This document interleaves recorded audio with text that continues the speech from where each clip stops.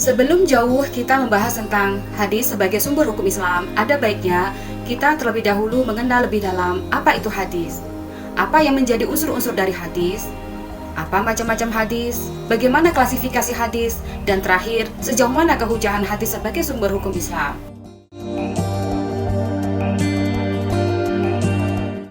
Pengertian hadis. Secara bahasa, hadis berarti kabar, kejadian, baru, perkataan, atau cerita.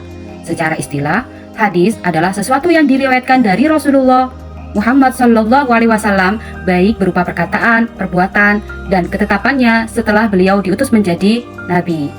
Hadis juga sering disebut sebagai khobar atau sunnah. Khobar adalah berita. Pengertian sunnah. Sunnah menurut bahasa adalah perjalanan hidup, cara atau jalan, tabiat, kebiasaan yang berlaku. Menurut istilah, segala sesuatu yang bersumber dari Rasulullah Muhammad SAW, baik berupa perkataan, perbuatan, ketetapan, sifat kemakhlukan, akhlak, atau perjalanan hidupnya, baik sebelum atau sesudah menjadi Rasul. Unsur-unsur hadis. Sanad, matan, rawi. Sanad adalah sandaran berita yang menghubungkan rawi kepada Nabi Muhammad SAW. Matan adalah isi atau berita sesuatu yang diriwayatkan. Rawi adalah orang yang meriwayatkan atau menyampaikan berita, menuliskan tentang hadis-hadis yang diterimanya.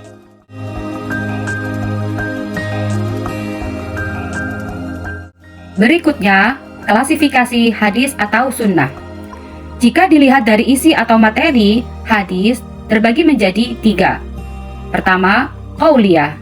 Kedua, fi'liyah. Ketiga, takririyah.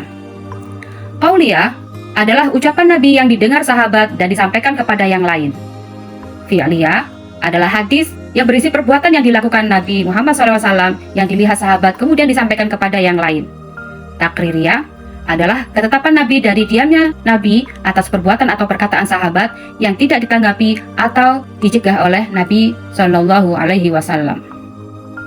Jika dilihat dari banyak atau sedikitnya orang yang meriwayatkan hadis, hadis terbagi menjadi 3. Hadis mutawatir, 2 hadis masyhur, 3 hadis ahad. Berdasarkan derajat kualitas hadis, pertama sahih dengan syarat sanad bersambung sampai Nabi, perawi adil dan dobit serta tidak ada cacat atau kejanggalan pada matan dan sanad. Kedua hasan, sanad bersambung sampai Nabi, perawi adil tapi tidak kuat hafalan. Ketiga dhaif, sanad tidak bersambung langsung pada Nabi, perawi kurang adil, tidak dobit serta adanya cacat atau kejanggalan pada matan. Kehujahan hadis. Banyak ayat Al-Quran yang menjelaskan tentang kekuatan hadis sebagai hujah atau dalil yang kuat. Di antaranya surat An-Najm ayat 3-4. Wa ma yantiqu 'anil hawa in huwa illa wahyu yuha.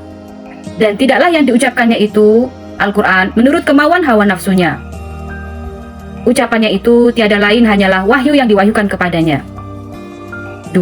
Surat Al-Hasyr ayat 7. Wa ma atakumur rasulu fakhudhuhu wa ma nahakum anhu fantahu.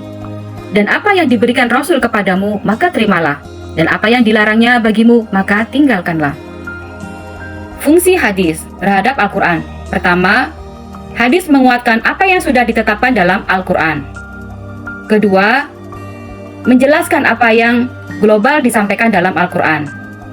Yang ketiga, membatasi apa yang umum yang disebutkan dalam Al-Quran. Yang keempat, memperluas apa yang ada di dalam Al-Quran. Yang kelima, hadis menetapkan yang tidak ada dalam Al-Quran.